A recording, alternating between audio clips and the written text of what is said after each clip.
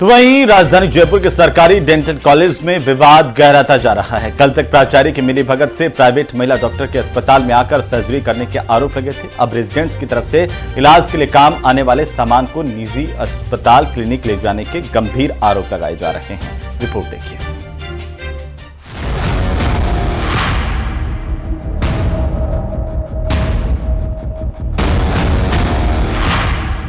Root canal treatment और दांत की फिलिंग करी जाती है, तो उसका सामान ओरल सर्जरी में किसी काम का नहीं है, लेकिन वो फिर भी ओरल सर्जरी में मंगाया जा रहा है और फिर वो डॉक्टर नेहा के क्लिनिक पे जा रहा है।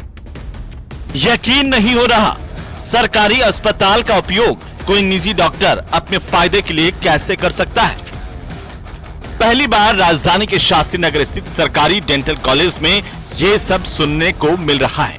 यही नहीं, अब आरोप इससे भी ज्यादा लगने लगे हैं। रेजिडेंट्स ने यह आरोप लगाए हैं कि प्राइवेट डॉक्टर हमारे सरकारी अस्पताल में आकर सर्जरी करती हैं और इसकी शिकायत करने पर स्टूडेंट्स को फेल करने की धमकी दी जाती है।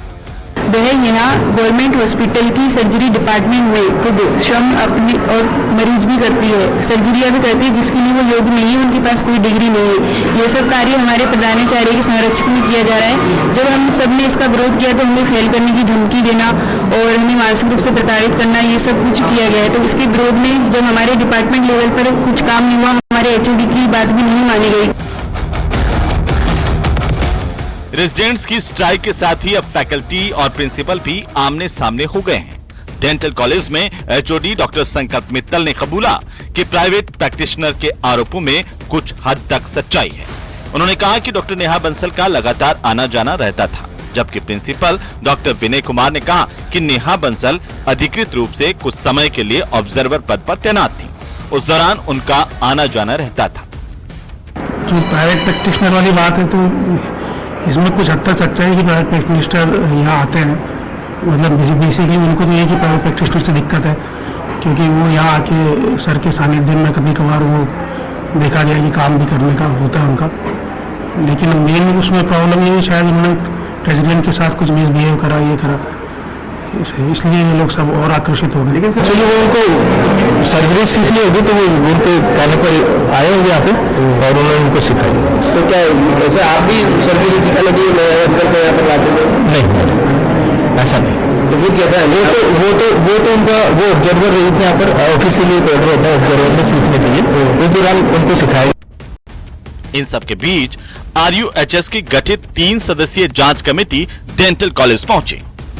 अभी जो है सभी जो संबंधित पक्ष हैं उनको सुना जा रहा है और सबके एविडेंस वगैरह लिए जा रहे हैं। कमेटी जो है अब डिसाइड करेगी इन सब साक्ष्यों को लिहाज करके हमें क्या जो साक्ष्य कहते हैं उसके हिसाब से जो है उसके रिपोर्ट को जो रजिस्ट्रार साहब को सबमिट किया जाएगा। जी कब तक रिपोर्ट तैयार?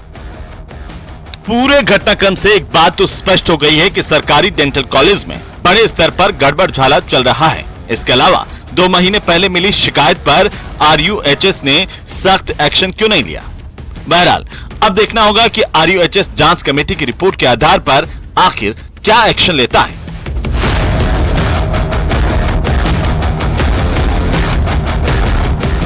न्यूज़ 18 राजस्थान के लिए जयपुर से सौरभ गृहस्थी की रिपोर्ट।